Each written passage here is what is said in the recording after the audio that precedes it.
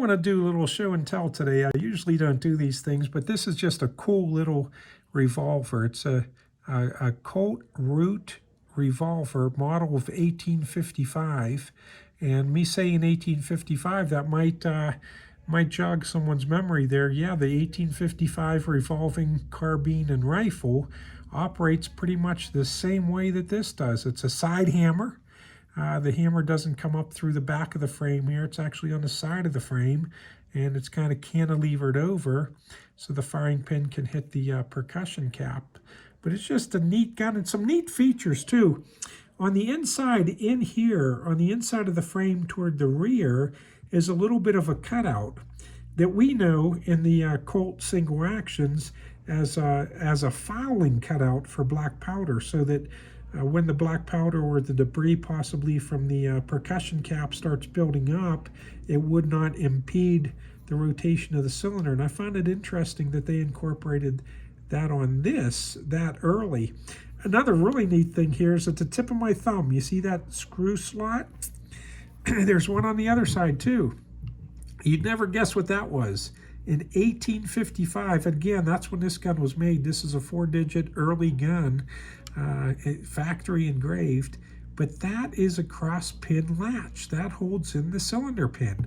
And I find it kind of amazing that 1855, that for almost for 40 years, that Colt for the single action army relied on the screw at the front of the frame to retain the cylinder pin, and they didn't come out with that until the late 1890s, the cross pin latch on the Colt single action.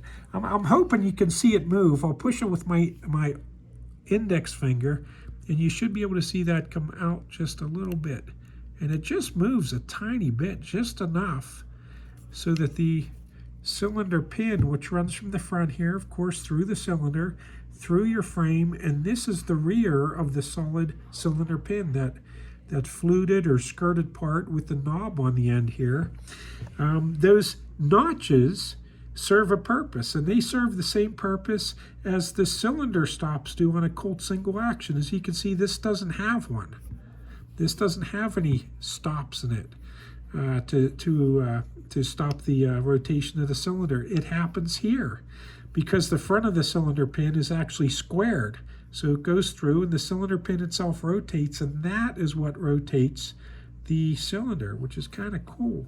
But you can see, like a bolt would be, the bolt stop on the Colt single action. We'll see that little shiny thing at the tip of my thumb right there. It's 6 o'clock. That thing right there is what drops out of the way so that the cylinder pin can rotate, hence rotating the cylinder, and it pops back up and stops in the next notch. And that's what locks up the cylinder for it to be in battery. Just a cool little gun. I'm going to go ahead and cock it here. I'm going to cock it with my index finger, hoping you can see that little shiny piece drop out of the way. There you go, see it drop? And as I'm turning here, that moves it to the next cylinder. And as you look down through the slot there, through the hammer slot, you see there's nothing showing except for the percussion nipple that would be detonated. So this is locked up in battery now. And of course, it's ready to be fired if it was loaded. And you can see a little bit of the internal workings there. There's actually a spring in there that pushes up on the rear of the cylinder pin, again, for the operation of the gun. Just a cool little gun, and incorporated some things that we see in the Colt single action. But that's it. Oh, it's 6 o'clock here and 12 o'clock. Those two screws there hold on a side plate to get at the internals. The front screw here holds on, retains the trigger for us. And of course that camming lever, so you get some real power to seat the bullet down into the cylinder. So neat little gun. It was a great project. I actually spoke with an appraiser at one of the big auction houses who gave me a couple tips on what was what as I was moving the gun. And he said what a lot of other people say. He says, if it ain't broke, don't fix it. This isn't something you pull apart to get some training on.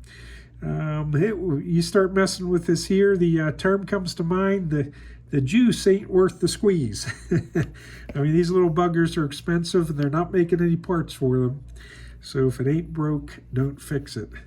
So just a neat little show and tell here, and hope you guys enjoyed that.